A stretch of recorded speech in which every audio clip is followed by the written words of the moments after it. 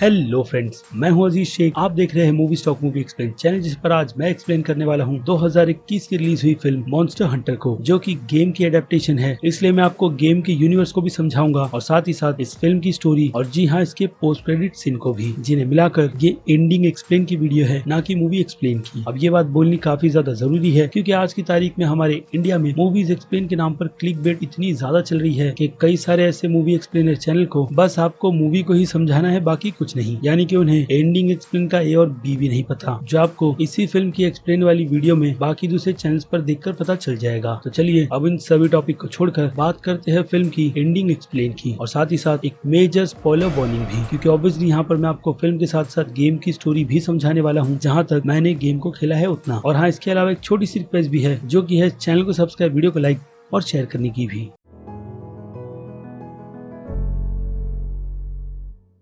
So friends, तो बात करें फिल्म की कहानी के बारे में, तो फिल्म की कहानी बहुत ही ज्यादा सिंपल है, और इसी सिंपल तरीके से मैं पहले आपको फिल्म की कहानी समझा देता हूँ। वेल, तो कहानी की शुरुआत होती है मिला जोविस के कैरेक्टर एटमिस से, जो कि एक रेंजर है और अपने पूरे क्रू की लीडर भी। और उन्हें ऑपरेशन दिया गया है एक ऐसी ही मिलिट्री क्रू को ढूंढने का, जो अचानक से ही कहीं गायब हो गए हैं। तब उनकी लास्ट लोकेशन को ट्रैक कर उन्हें ये पता लगाना है कि उस क्रू के साथ में क्या हुआ था। लेकिन वो लोग उस केस की इन्वेस्टिगेशन कर सके उससे पहले ही डेजर्ट का तूफान आता है, और सारे के सारे लोग फिर से वापस बेस पर जाने की कोशिश करते हैं। लेकिन उस स्टॉर्म की लाइटनिंग उस लोकेशन के काफी एंशिएंट पत्थर पर पड़ती है, जिसके कारण से पोर्टल खुलता है और वो लोग उस पोर्टल से सीधे द न्यू वर्ल्ड नाम की दुनिया में चले जाते हैं। एक ऐसी दुनिया जहाँ पर अब इन लोगों को सर्वाइव करने के लिए ऑब्वियसली मॉन्स्टर से लड़ना होगा। लेकिन पहले तो इन सभी को इसका अंदाजा बिल्कुल भी नहीं होता कि वो लोग एक न्यू वर्ल्ड में है। लेकिन कहीं ना कहीं डैज इन चीजों को नोटिस करती है, बट लिंक के बार बार कहने पर वो लोग इस बात को टालकर अपने मिशन को आगे बढ़ाते हैं, जो मिशन हर सोल्जर का होता है, यानी कि जिंदा रहना, सर्वाइव करना और गोल पर पहुंचना, वो भी अपने पूरे के पूरे क्रू के साथ। लेकिन वो चीज द न्यू वर्ल्ड की इस दुनिया में पॉसिबल नहीं, जहां उन लोगों के आते के साथ में ही पहले तो वो लोग ये नोटिस करते हैं कि जो पहले का मिलिट्री का क्रू गायब हुआ था वो यहीं पर था, लेकिन उन सभी को बहुत ही ज्यादा